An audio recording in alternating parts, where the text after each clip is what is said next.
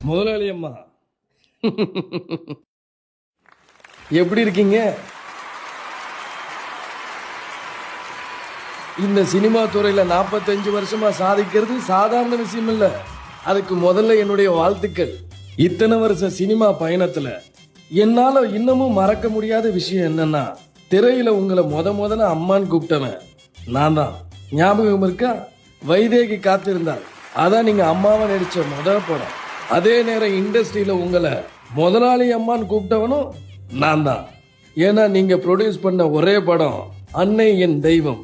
அதுலயும் ஹீரோவா நடிச்சது நான் தான்.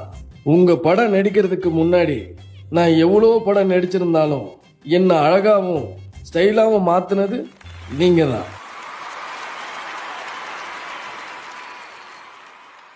அது மட்டும் இல்லாம ஒரு பொண்ணா உங்க தைரியத்தை பார்த்து ஆச்சரியப்பட்டு